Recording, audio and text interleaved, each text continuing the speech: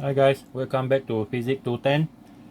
Today's topic will be chapter number 3. So we're going to look at periodic motion. Okay, so under periodic motion, we have simple harmonic motion, which we're going to study their amplitude, frequency, displacement, velocity, acceleration, and so far and so forth. And then conservation of energy in simple harmonic motion, and also simple pendulum and a spring and a formula used to describe them. Okay. So the chapter 3 here, periodic motion. Okay, so under periodic motion, we can actually draw something simple like this. Okay, let's start with periodic motion. Now, under this periodic motion, we can have two. One is a simple harmonic motion, SHM. Another one is complex harmonic motion. Okay, complex harmonic motion is normally the combination of more than one system. Okay, now under we only look at this one here, the one with the star. Now under simple harmonic motion, we are going to have two types. Okay, two types. Another two types. One is damped. Okay, damped simple harmonic motion. That means it will experience friction. Another one is undamped. Okay, undamped simple harmonic motion. All right, and then we are going to look at all of them here only under simple harmonic motion. Yeah, periodic motion, simple harmonic motion, undamped, and also damped. And actually under damped oscillation, okay, under damped simple harmonic motion, we actually have three more types. Okay, we have number one. This one is lightly damped. Okay, lightly damped. And then this one is under damped. Okay, critically damped. And the third one is over damped. Okay, over damped. This lightly damped sometimes is called also by the name under damped. Okay, so we have under damped, critically damped, and over damped. Okay, so that is the what we call that, the mind map. Okay, the mind map. So you remember this one. This is how it goes. Yeah. So we start with periodic motion. What is periodic motion? From the word period itself. Okay, a process. Okay, or a motion that repeat itself, okay, over and over again. Okay, over and over again. So that is a periodic motion. Under this periodic motion, it can be simple or complicated, right? So for example of periodic motion, okay, we talk about generally. Yeah. So for example, simple pendulum. Okay, simple pendulum. You have something, a pendulum bob, okay, with a string, and then this pendulum bob swing to and fro. All right, so that is example. Another example will be spring mass system. Okay, spring mass system is vertical motion. Under this condition, we have a spring loaded with a mass, and it will be vibrating up and down and then go back to that same position again. So this is another example. Another example which is actually quite the same, but it's more on the rotational motion, is what we call the torsional. Okay, torsional spring system. Okay, torsional spring system. So torsional spring system is something like this. You have a wire, and then that wire is actually connected to a disc. Okay, and this is a stiff wire. So when you rotate the disc, okay, the disc will actually twisted. The wire will be twisted, and then when the wire twisted and you let go, the energy will be used to twist or to swing the disc. So the disc will swing left, right, left, right, left, right. Okay, so these are example of actually simple harmonic motion. Now, for a more complicated system, something like this, okay, something like this, you can have double pendulum. Okay, double pendulum. Okay, so for example, a double pendulum is something that looks like this. You have a pendulum. Okay, you see that these are mesh. This is a swinging. Okay, this is a string, but sometimes you can actually use some other material also. Now this is something like a dumbbell, which you can actually swinging up and down. So this thing can actually at the moment swing like that, and then after that it swing back. So that means you already have some dumbbell already moving like that, but at the same time this whole pendulum system will swing to the right and to the left. So that means other than this pendulum bob rigidly move like that, okay, you're going to have a pendulum bob that looks like a dumbbell that is swinging like that. At the same time, it is moving like up and down. So you see, this is example of complicated harmonic system. Okay, not to say we cannot get the equation, it's just difficult to get the equation for this one. Okay, now any other system that combine any three of this one is the same as this one. Say for example, we have this system combine into this, so go back to about the same thing here. See or not? You have this torsion pendulum. Okay, torsion pendulum. So you have something that looks like this. You have this one. Okay, and then you have a swinging disc. Okay, this is rotating like this. Okay, left and right, and at the same time it swing like a pendulum to and fro. So it's a combination of torsion and pendulum. Okay, torsion and pendulum. All right. So these are just example generally that periodic motion have, right, in our study. But we only pay attention to this one. Okay. But I'm going to give you the formula for this one as well. But that one is the last part. Okay. So generally this is what we have. But in order to study periodic motion and damped and undamped situation, you need to start with something that is very basic, which we call Hooke's law. Okay, we start with Hooke's law. So there is our Hooke's law. So Hooke's law you already study, I think somewhere in Mechanic 1 in your Physics 110. Now Hooke's law actually states that, okay, we state first and then we draw what happened in a diagram. Okay, so Hooke's law stated that the force, okay, what we call that, the what we call the extension, okay, extension of a spring is directly proportional to the force applied to it. Okay, now formula wise we can write like this: directly proportional to that. This one directly proportional to this. Your force is directly proportional to the extension. Now if we look at the diagram, because further later we're going to write a proper equation. Now we start something like this. Okay, so let's say you have a spring, okay, initially with no force. So we assume that this is the original length of the spring. Okay, this is the original length of the spring, so I call this one L0. Then you stretch the spring. So now the spring become longer, right?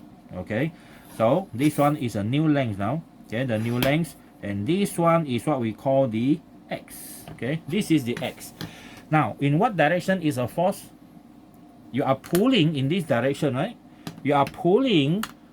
This is your pulling force. Okay, you pull the spring in this direction, so this is the applied force. Okay, this is the applied force.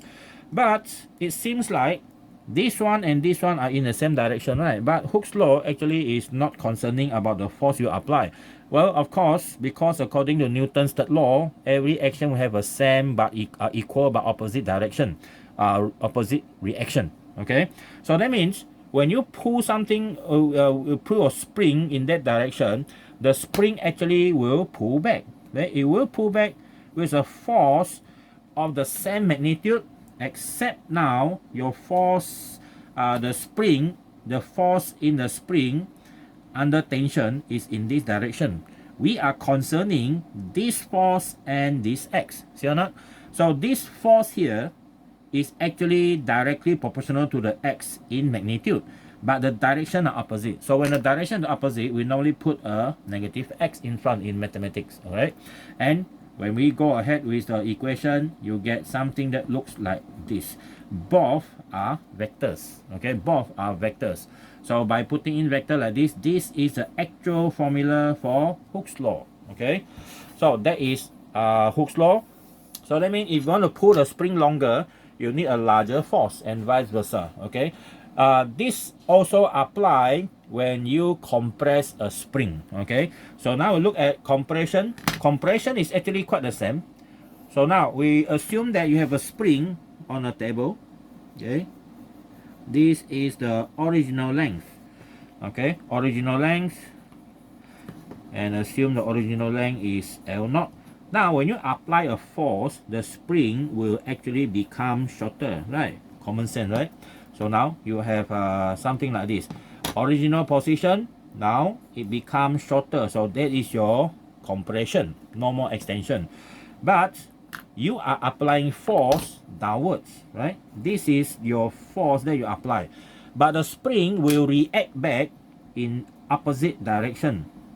Okay, this one from the spring. Maybe I should put S here, from the spring. This one is the external force you apply to it. Okay, you apply to it. All right. So now if you look at that diagram carefully, this force, repulsive force from the spring, compared to this one, they are opposite direction, so still apply. Okay, so that equation still apply whether it is extension or compression. All right. So that is our Hooke's law. We're going to use this one later on in our next subtopic. All right. Now come to simple harmonic motion. Okay, simple harmonic motion. Now simple harmonic. Simple harmonic motion. Normally we just call it SHM. Okay, SHM. Okay, SHM, because humans are lazy. Okay, to write things over and over again, especially long words and long sentences and so on. So the acronym used is SHM. Okay, now what is simple harmonic motion? Well, motion that is simple only consists of one or two objects. For example, a pendulum, it have a string and a pendulum bob. And then the spring mass system, you have a spring and a mass hang at the end. That one is simple system. Simple harmonic means it repeat again. Okay, repeat over and over again. Okay, but it doesn't mean that your amplitude will be always the same. Okay, harmonic, it just simply means it come and go. Okay, repeat itself over and over again. Maybe when the time is long enough, the amplitude of the vibration or the oscillation will reduce. Okay, that's why we have something called damped oscillation, under damped, critically damped, and also over damped. Okay, now simple harmonic motion. So we say that SHM is defined to be a motion in which its acceleration, this one come with acceleration, because when object under simple harmonic motion, they experience forces. All right, so simple harmonic motion is defined to be a motion in which its acceleration is directly proportional to the negative of its displacement. Okay, so that means acceleration of the system is directly proportional to the negative of the displacement. Now, why is that so? Now we need a diagram. Okay, we need a diagram like that. So we start with a spring. Okay, using spring will be much easier to explain. So now, spring mass system. Now let's say you have a spring, okay, original length without any loading. You don't put any mass down there. So now you have a spring again. Now you have some loading. You hang some mass down here.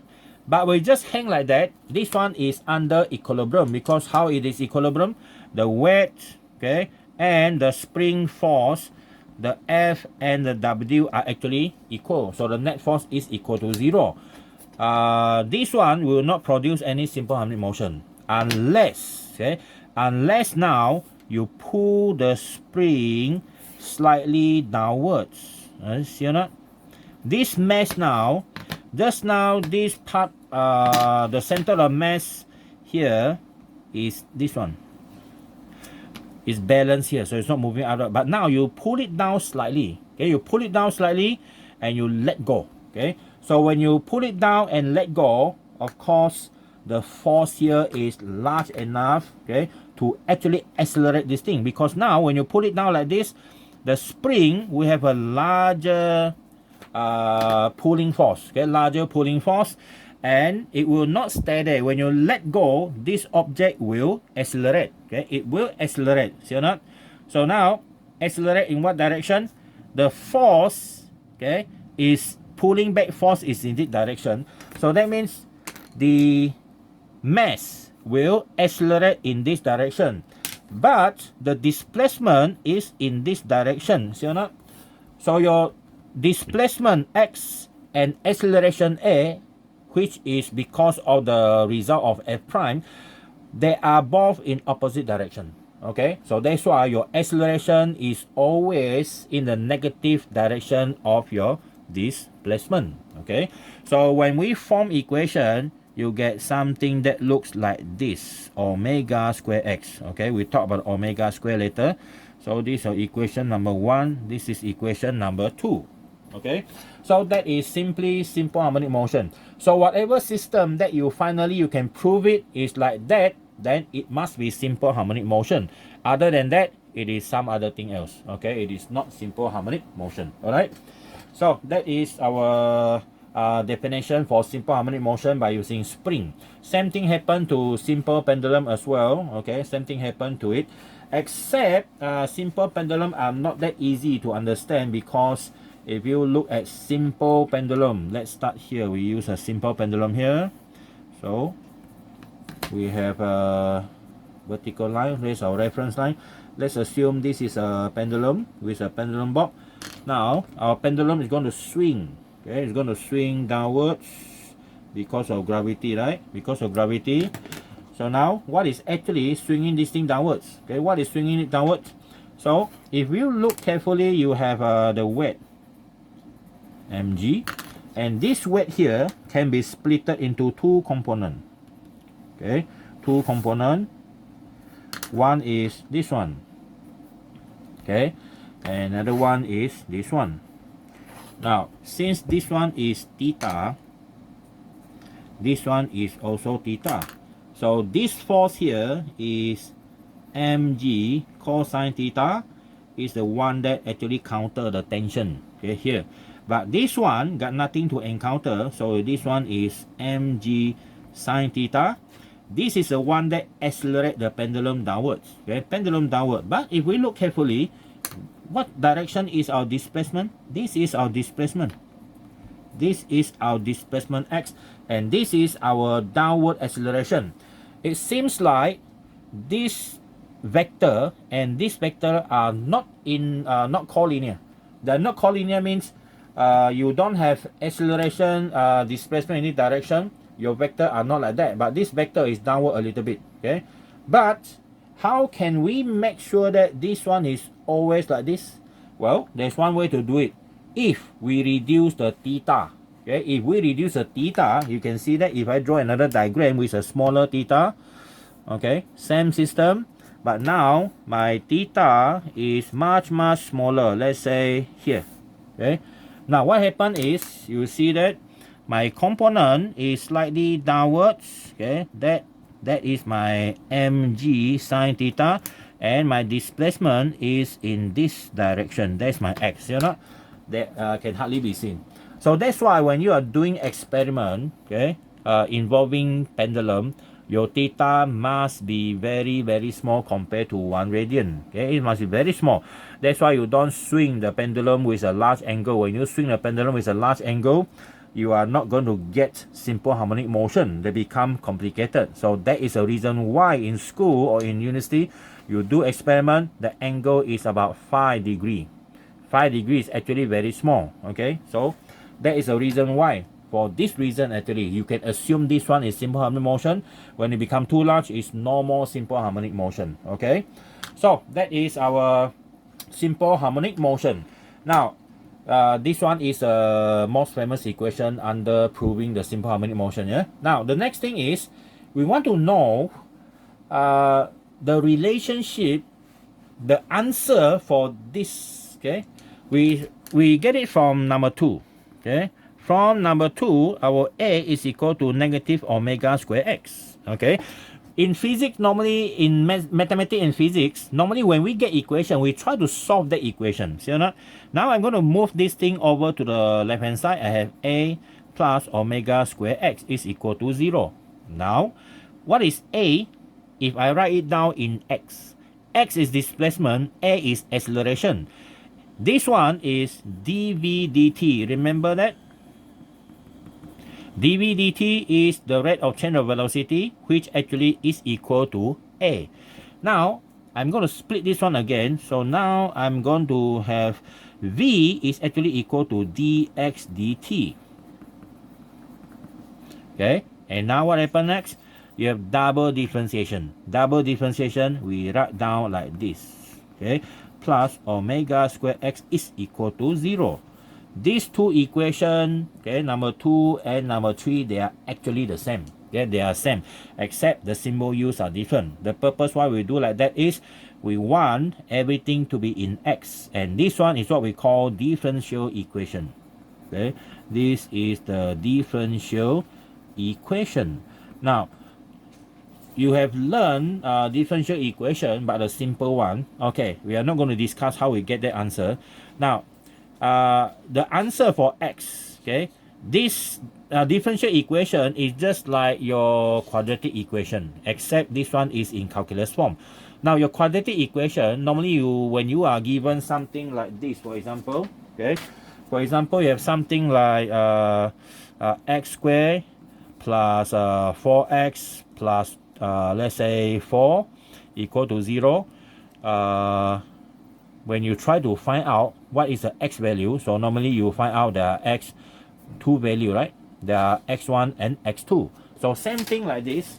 For our differential equation, we also have a step or procedure how to find the answer for this type of, this is like this is rank 2. This is rank 2, category number 2. So our answer for this one, without any mathematics procedure, I give you the answer for the x. Your x is equal to A, okay, A, and then cosine omega t plus 5, okay. X equal to A cosine omega t plus 5. This is one of the answer, okay. Another answer is A sine omega t plus this one, okay. But normally we use this one, okay.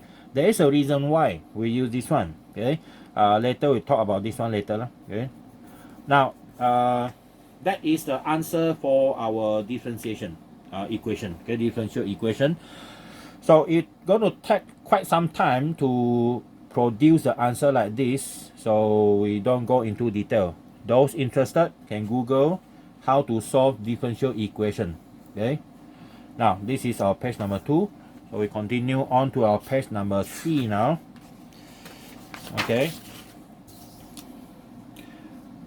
So now, if we plot this graph here, okay, if we plot this graph, what are we going to get?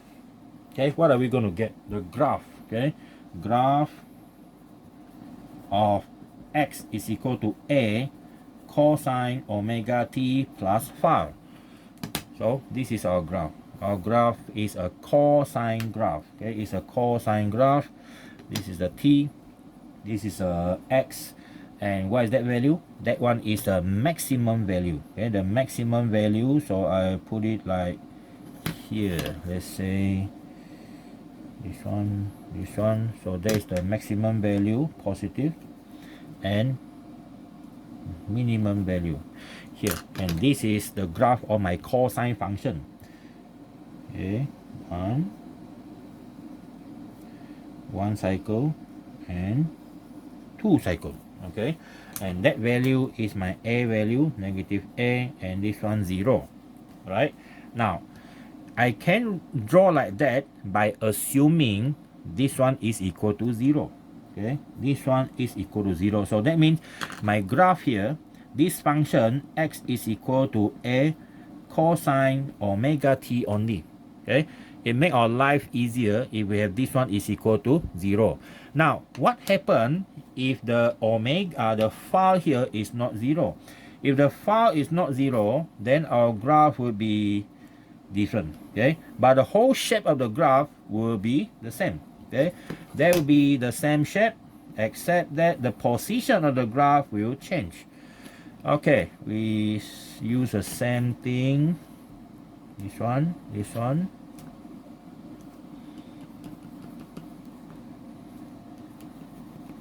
Okay, now our graph don't start from maximum value. Okay, we don't start from A or negative A. So what we have is, let's say it starts somewhere here.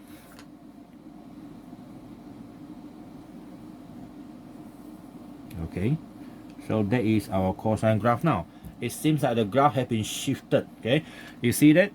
If I complete the graph, it should starting from 0 here. See or not? Now, there is a difference in a location for the maximum value. You see this? Okay, this maximum value here compared to this one is exactly at 0, but this one is not. There is a difference here. There is a difference of time. Okay, and this one I will call delta t, and this value can be given by negative omega over let's say the phi over omega. Okay, phi over omega.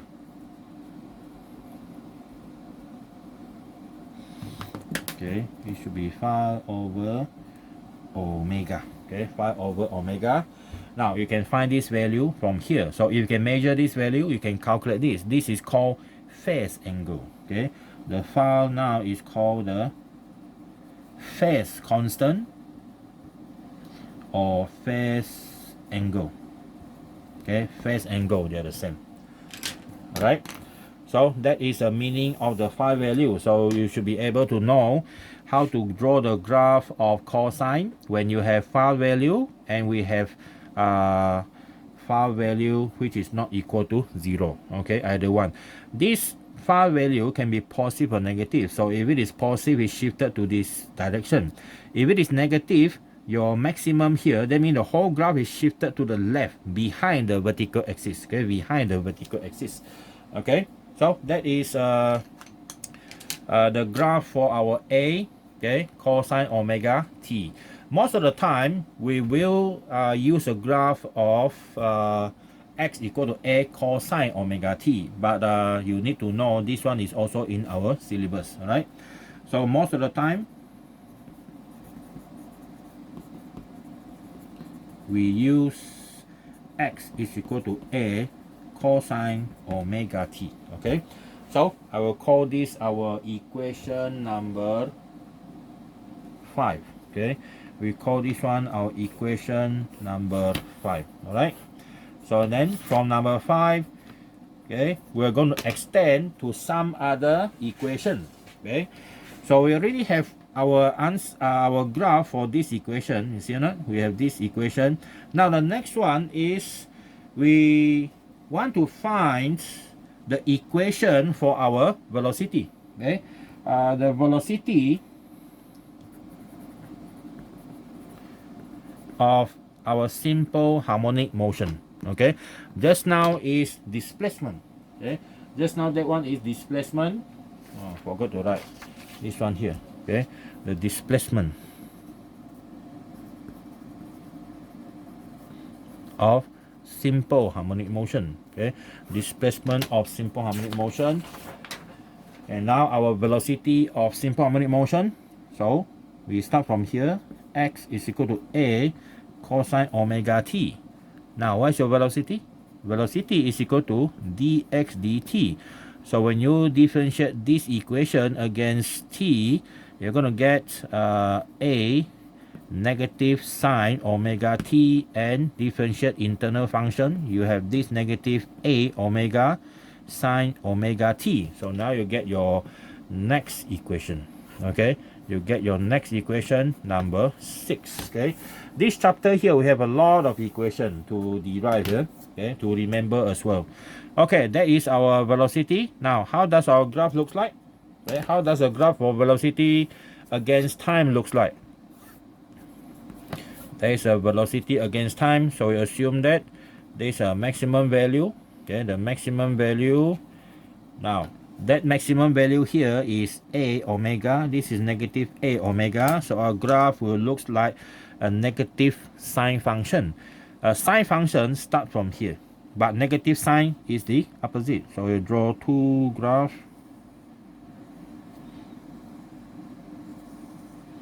Okay, so that is our negative sine function. Yeah. So we have to know when to invert the graph. All right. Okay, that is our velocity of simple harmonic motion. This is our page 3. Now next one is acceleration.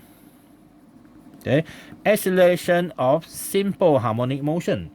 Now acceleration, we start from here, negative a omega sine omega t.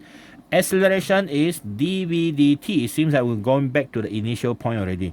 So your a is equal to dv dt. Differentiate this one, negative a omega square cosine omega t. See or not? Now you go back, okay, to cosine function. This is equation number 7. So our function here is a negative cosine. So if we plot a graph of a against, okay, a against t with the maximum value here and here, this maximum value is a omega square, negative a omega square. So it's a negative cosine. So if it is a negative cosine, so our graph will be opposite of this one. We start from maximum here, okay, and then go up, down, okay, up and down. So that is our negative cosine. Okay, so negative cosine for acceleration. Now, so far if you look at the equation, all our equations are related to t here. Okay, but sometimes we need our equation to be related to x. Okay, this one related to x, this one related to x. So we see what can we do. Okay, so now go to page 4. We're going to start deriving equation. Okay, velocity with displacement. Okay, velocity with displacement. So our velocity with displacement, of course we need that two equation. X is equal to a cosine omega t, and your v is equal to negative a omega sine omega t. So now you have equation 1 and 2. Okay, equation 1 and 2. Solve that two equation. We want to throw away the t. Okay, so the easiest way to do it is by squaring the whole thing. Okay, so we number 1 square, equation 1 squared plus the whole equation 2 squared. So what happened here is we square left hand side. We have x squared plus this one square, v square is equal to a square cosine omega t square plus a square omega square sine omega t square. Okay, so what else can we do now? We can divide, let's see, oh sorry, we take away the omega first before we square. Okay, my mistake. Easier that way. Okay, easier that way. So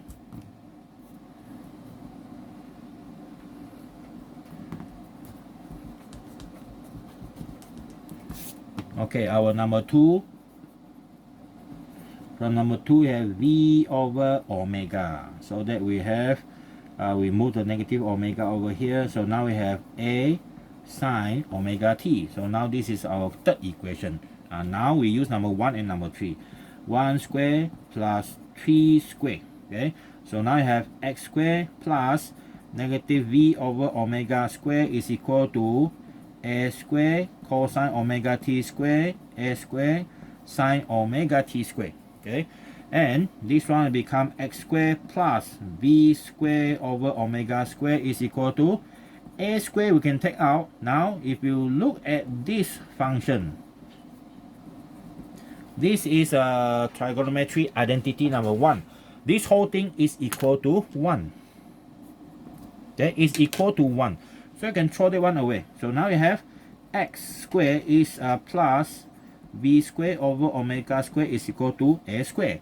So move this one over there. You're going to have V square is equal to A square minus x square multiplied by omega square. Or the V is omega square, no more square, you square root already, omega multiply this one.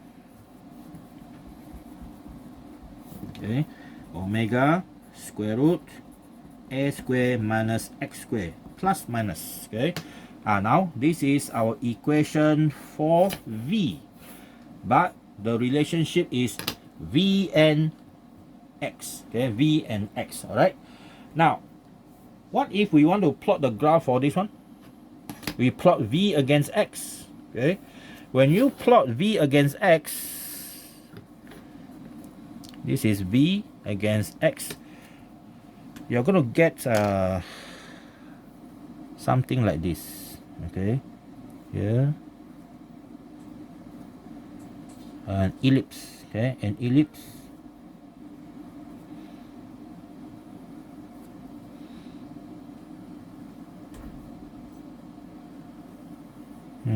Like that. And what is the value? That is your V max. That is your negative V max. And this one is a A, and this one is the negative A and 0 at the center. Okay, so that is a graph of V against X looks like. Okay, that is how it looks like for V against X. So a little bit of manipulation of the equation and also a little bit of identity from trigonometry. So I can solve the problem for this one. So this equation I'll call equation number 8. Okay, this is number 8. Alright. Okay, next one is acceleration with displacement. Okay, acceleration with displacement. Now, acceleration with displacement, that means we need this one, x is equal to A cosine omega t. Our A is equal to negative A omega square cosine omega t. But from this number 1 and number 2, we can put number 1 into number 2. Why? Because A cosine omega t, A cosine omega t. So put number 1 into number 2. So A is equal to negative omega square A cosine omega t. Your A is this one. See? Is this equation familiar? Okay, are you familiar with this equation? This one is equation number 9, which is actually the definition for simple harmonic motion, right? Okay, that's the one. Right, that's the one. So now, what is our omega square now? Okay. Before that, we plot the graph of A against X. Is a straight line, is here not? A directly proportional to this one, except it is in this direction. Okay, it is in this direction here, and that value, this is negative A, this is A, and the value here, this one is A maximum, this is a A maximum, and this one is negative A maximum. Alright, so that is the graph. Okay, that is the graph. Now we want to know what is the value of the omega square. Okay, what is the value of omega square? So if you recall back, before we get the answer for the x equal to A cosine omega t, we know that this is the differential equation, okay, plus what we have just now, that one is omega square x, right? Omega square x, okay, omega square x is equal to 0. Now a little bit of coffee first.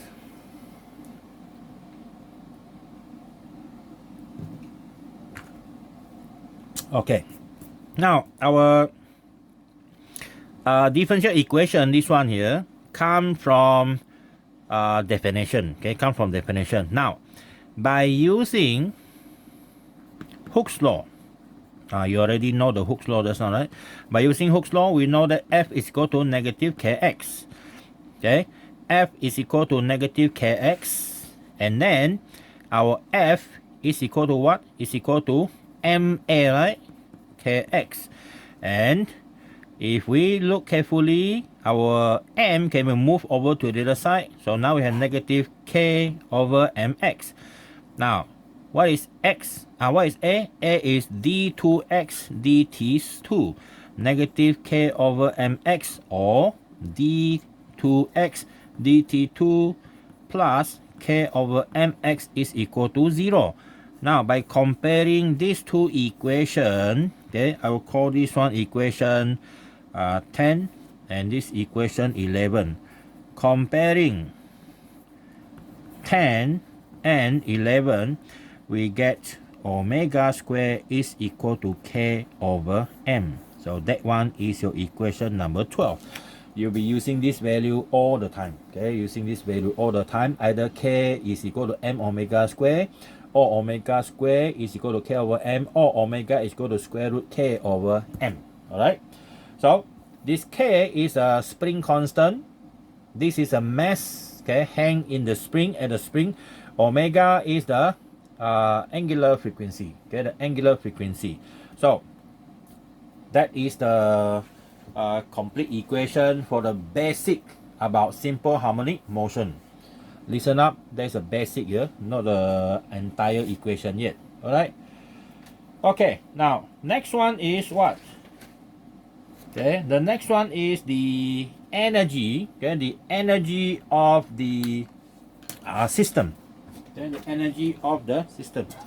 I need to sharpen my pencil.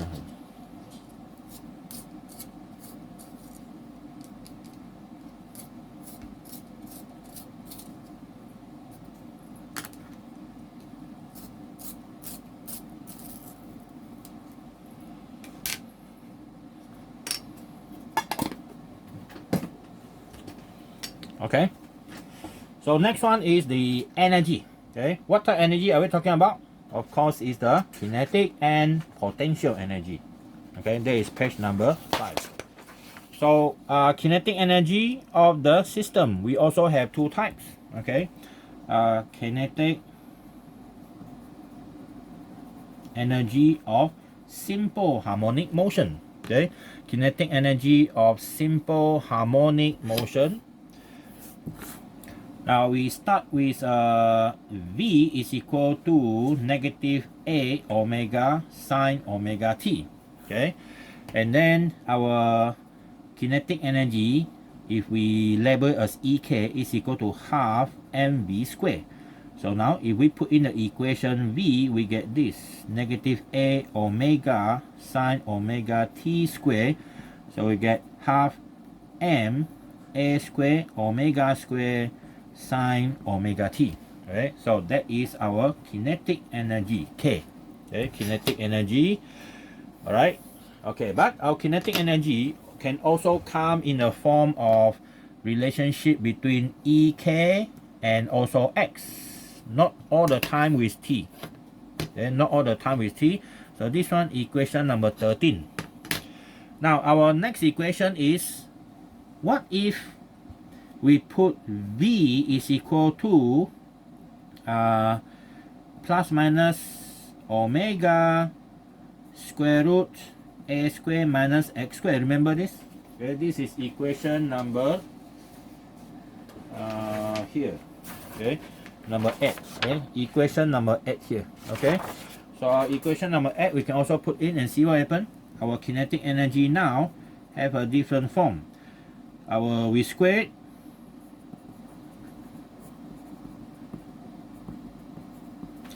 you get this half m omega square x a square minus x square. All right, so that is our another formula. Okay, another formula for this. But later we're going to plot that graph as well. Okay, plot the graph as well. But we'll leave it like that first. Yeah, equation number 14. All right, that is our kinetic energy. One is kinetic energy related to time. One is kinetic energy related to displacement. Okay. Now next one is potential energy. Okay, potential energy. This potential energy mostly related to spring potential energy. Okay, potential energy of simple harmonic motion. Okay, simple harmonic motion. All right. Now our potential energy, I use spring potential energy, is given by the formula half kx square. Okay, half kx square. Remember this formula from Hooke's law, right? Okay, from Hooke's law. So ES is equal to half kx square. Now what is our k? If you still remember, omega square is equal to k over m. So our k is equal to m omega square. Okay, m omega square x. Okay, so this one k and x square. So our ES is equal to half m. Okay, half m omega square x square. That is our equation of spring potential energy related to displacement. Okay, number 15. Okay, number 15. And the next one is the potential energy of the simple harmonic motion with time t. Okay, with time t. So we have half kx square. So our x, we are using this one. Our x is a cosine omega t. So we have half k. Again, our k is m omega, right? This is m omega square a square cosine square omega t. Okay, we simplify this. We get half m omega square a square omega cosine square omega t. Okay, so they are, see, they are the same right here. This whole value are the same. So except, oh, forgotten, this is square here. Okay, so we have the last equation. Okay, the last equation, but not actually the last yet. We're going to have the total energy. Okay, the last one is a total energy. Okay, the total energy of the system. Okay, the total energy of simple harmonic motion. When we say total energy, we refer to, okay, total energy, I will use E, is the combination of kinetic plus spring potential. So our total energy will be, we either use sum them up like this, okay, or this one. Okay, so our total, we sum up, let's say 13 and 16. Yeah, so we have half m a square omega square sine square omega t plus this one half m a square omega square cosine omega t square. Now we can take out this half m a square omega square. This one is a sine square omega t cosine square omega t. Now if you remember back what we did just now, this whole thing is equal to 1, right? So our value is half m a square omega square. That is a total energy. Okay, the total energy. All right. Okay. Now, if we start using, okay, this is method number 1. Our method number 2 is we sum up equation 14 and 15. Our total energy, but we end up getting the same equation. So this one is half m omega square a square minus x square plus this one here. So half m omega square x, okay, x here, x square. Now we open up the bracket, omega square a square minus half m omega square x square plus half m omega square x square. Now these two cancel each other, gone. So now leaving you is only this one, half m a square omega square is the same, right? So these two equations are the same.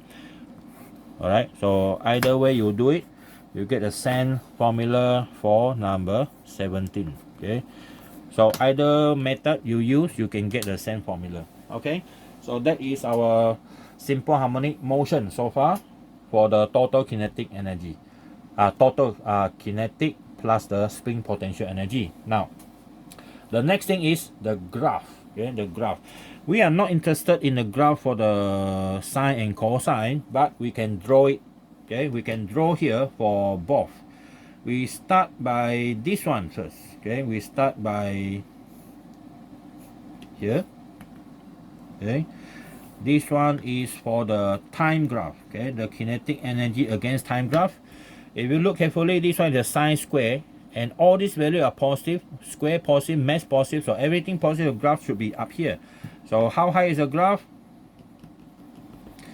The graph have a maximum value of half ma square omega square. Now it is a sine square graph. Your sine square graph start from 0, so this is how your graph looks like. Okay, for kinetic energy. Alright, okay. And then for the same thing here, for this, which is the potential energy. Okay, potential energy, same thing as well. Okay, this one is a ES maximum value. So you have this maximum value of half m omega square a square. This is a cosine. So not cosine square, everything up here also, except it starts from maximum here. Alright, okay, that's what you have. They are actually mirror image. Okay, they are mirror image. Alright, now a more important graph is this one, the one with the x and the one with the x here. Okay, we look at the equation. Okay, we look at the equation. Let's start from number 14. Okay, from 14, our equation EK should look something like this. I put the negative, the x in front, so negative half m omega square x square plus half m omega square a. This one, if you look carefully, this is a quadratic equation. Y equal to mx square plus blah blah blah something else. This is a constant. So how does this graph looks like? This graph will look like this. Because it is negative, right? If we plot the EK against x, negative means it go up like that down. So that one is a maximum value. So this one is the displacement from both sides. Okay. So now we have a graph that looks like this. This is a quadratic function, remember? Okay, quadratic function. So this one is the EK. Alright.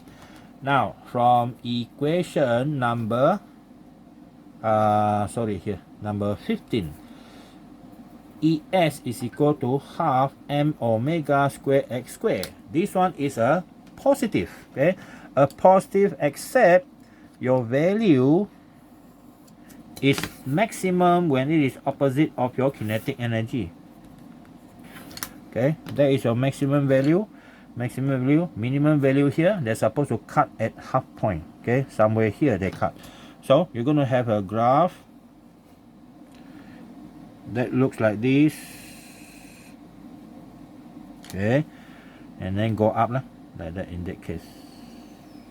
Okay, so that is our ES. Alright, so one like that, one like that.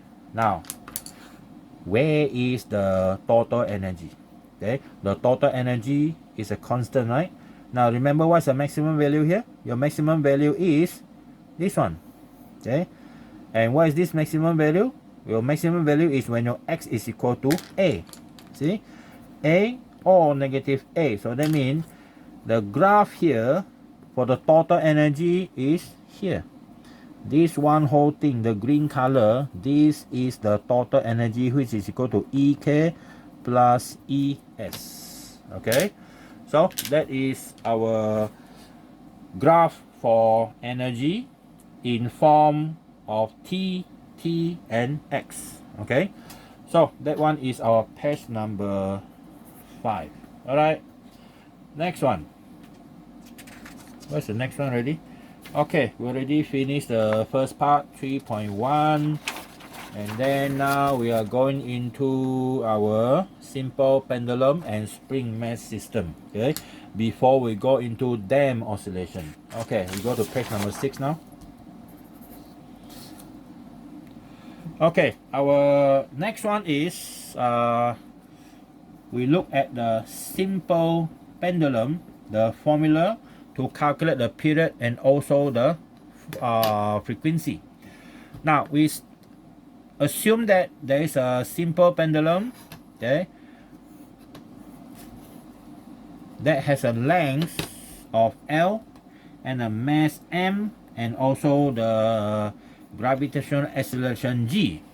Okay, now our formula G here, okay, sorry, the formula for the period of what we call it, the oscillation,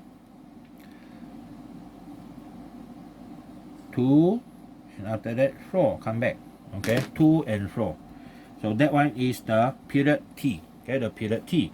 So this period T here is given by T is equal to 2 pi square root L over G. Memorize this equation, okay, we're not going to derive this equation. Now it seems like it's not depending on the mass M, okay, it's not depending on the mass M, of course, with assumption there's no friction, okay, no air friction affecting our oscillation. Okay, so you can see that is what happened.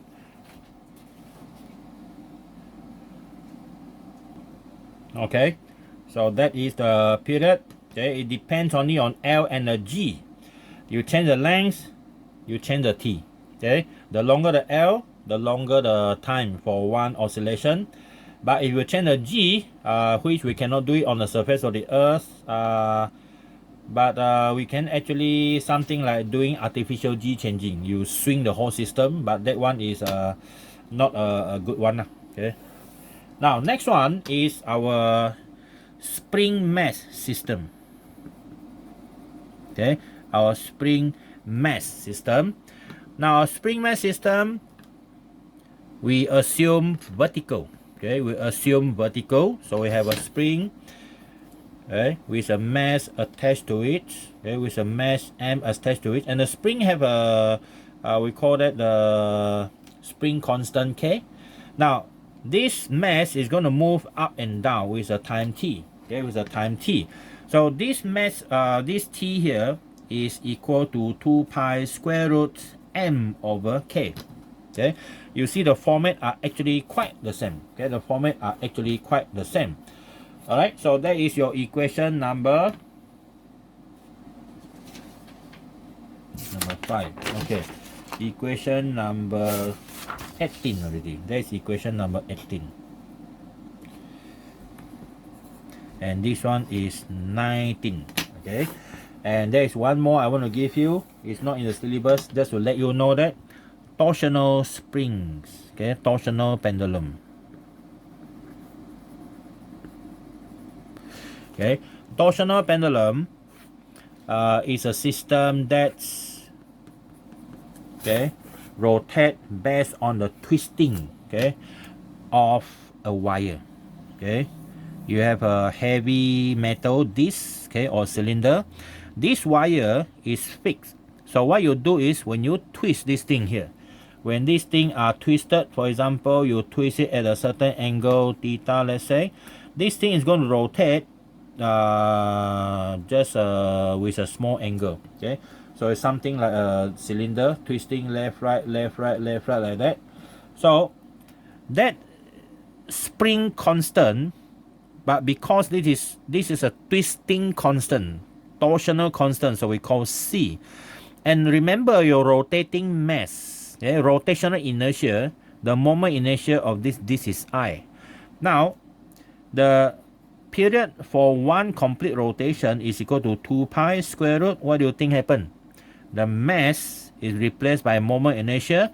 The linear spring constant is replaced by torsional spring constant. Okay, so that is the equation for the periods, okay,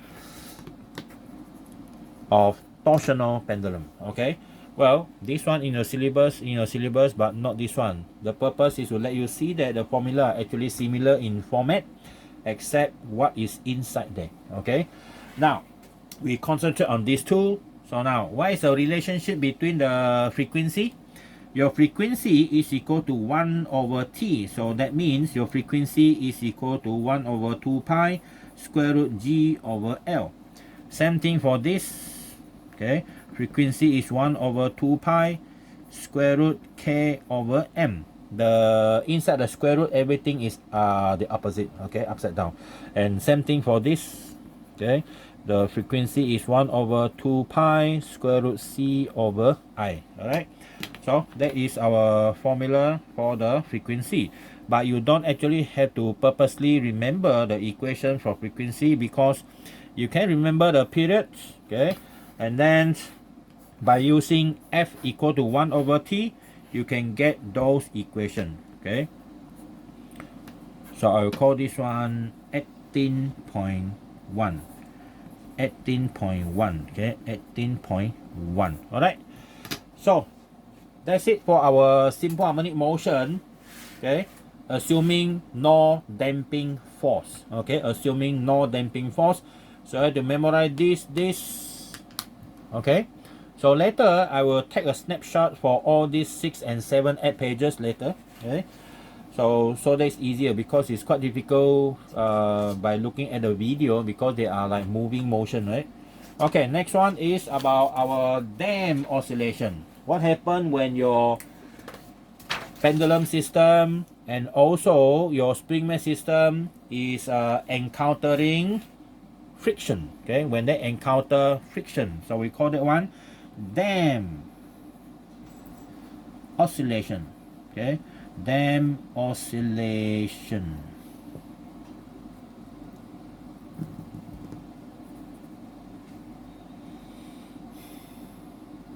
Okay. Okay, dam oscillation. Okay, our dam oscillation.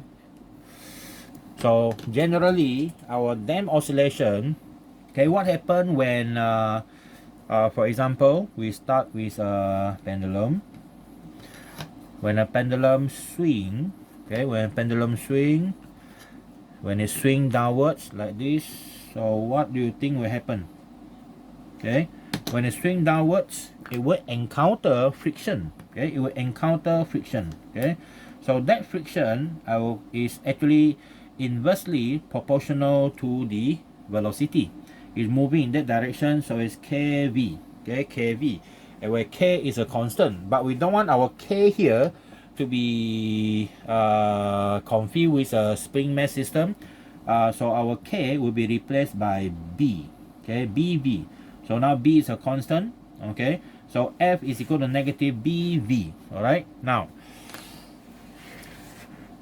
same thing for our spring mass system. Okay, same thing for our spring mass system, except now the spring is vibrating vertically. The mass, let's say at that time, the mass is moving up. Okay, the mass is moving up. So it will also encounter a friction in this direction, which is also negative BV. The faster you move, the larger is your friction. Okay, the faster you move, the larger is your friction. So that is what will be encountered by object that is under dam oscillation. Now, we look at the equation involved. See, remember our Hooke's law? F is equal to the total force encountered by this one. Let's start with for this one. Okay, for our K here, for spring mass system, our force is supposed to be Kx, right? Okay, the motion is actually controlled by negative Kx, but now we have another force, negative Bv. Okay, negative Bv, and then this one must equal to Ma. Okay, must equal to Ma. Now, if we form the equation, we have Ma equal to negative kx minus bv. So we have m, this one is d2x dt2 is equal to, sorry, we bring it to the left hand side already. So now we're going to have plus kx plus bv. This one is dx dt is equal to 0. Or m d2x dt2 plus b dx dt plus kx is equal to 0. Now this one is our next level of equation. Okay, this one is also a differential equation, except we have now a middle term like this. Okay, a middle term like that. This one is much more complicated. So we also want to solve. One of the equation is like this. Okay, a, okay, then you have e negative gamma t, and then here you have cosine omega t, okay, omega prime t plus 5. Now, does it look scary? Well, it don't seem like very scary, right? Because you already seen that equation before just now. Okay, so we have, where is our equation just now? Yeah. Okay, this one here. Okay, this one. What's the difference? The difference is you have another term like this. This is exponent, and gamma is a constant. Okay, gamma is the one, is a controlling factor actually. Yeah. Okay. Okay, now we want to look at the effect of the negative exponent here. This one, okay, this one we know a cosine, that one is not a problem. Okay, a cosine, that is not a problem. Now we're going to plot this one. Okay, the x, okay, it starts with a. Okay, the maximum value is a. Now we know that if you have this value, you're going to have a graph that actually reduce because of that value. So it's going to reduce like that. Okay, and of course you have another mirror image. The purpose is for us to help us to plot the graph. So this is the mirror image. Now this is this line. Okay, now we're going to have a cosine this. Okay, we have a cosine that value, so we use a red one. So our cosine start from here, but you have to remember that the period does not change. Okay, the period does not change, so let's assume that it's always the same. Okay, it's always the same like that. One always the same here, so no changes. Yeah, so we plot the graph. Okay, here, now like that. Right, see, this is what we get, and so on. Okay, it takes quite some time to go to 0. This type of graph is called damped oscillation. Okay, this is damped oscillation. Why? Because the amplitude is decreasing. Okay, the amplitude is decreasing. What are the formula for that damped oscillation? Our gamma, okay, our gamma is actually given by b over 2m. Okay, remember the constant b here. Okay, and then our omega prime is equal to square root k over m minus this b over 2m squared. Okay, so of course this one is not in your syllabus. This one is just to let you know that we have a function that looks like this. Okay, under damped oscillation. Yeah. Now remember also I did mention this damped oscillation we have 3 types. Depends on how heavy is your b value. Okay, how big is your b value. Yeah. So let's start with something called damped oscillation. Type of damped oscillation.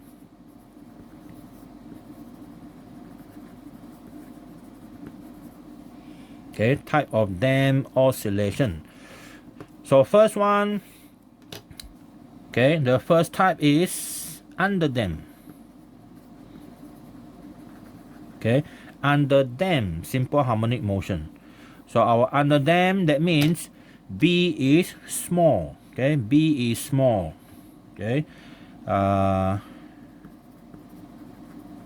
So So when B is small, your oscillation for damped oscillation looks like this. Okay, it's gonna look like what you have just seen just now, T, and this one is a A.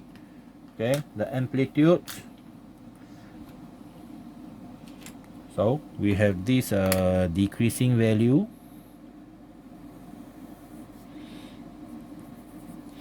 So our graph start from maximum. Okay, and then getting smaller with the frequency the same. Okay, T is constant. Okay, T is constant.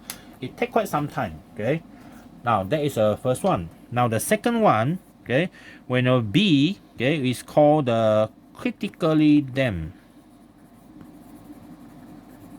Okay, simple harmonic motion. Critically damped, the B is medium. Okay, larger than this one, but smaller than the last one. So when B is critically damped, okay, we also have definition here later. Now, when it is critically damped, normally the system actually take like something like less than one complete cycle to reach zero. Like that. Okay. So after that, it stopped. No more already. Okay, it stopped. So this one is you don't have T to talk about. So how to define that? The system, okay, the system will take the shortest possible time to reach equilibrium, okay, to reach zero amplitude. All right. Now the third one is called the overdamped. Okay, overdamped simple harmonic motion. Okay, overdamped simple harmonic motion. So the graph, this one is the B is large. You have a very large value of B. So our overdamped scenario is that the system take the longest possible time to reach equilibrium. Okay, so it start with A value, but it's going to take, seems like forever to reach that equilibrium. Okay, so that is our definition. So the system, okay, will take the longest possible time to reach zero. All right. Okay, that's it. Those are our simple harmonic motion and the damped oscillation. All right. So see you in the tutorial again. Bye.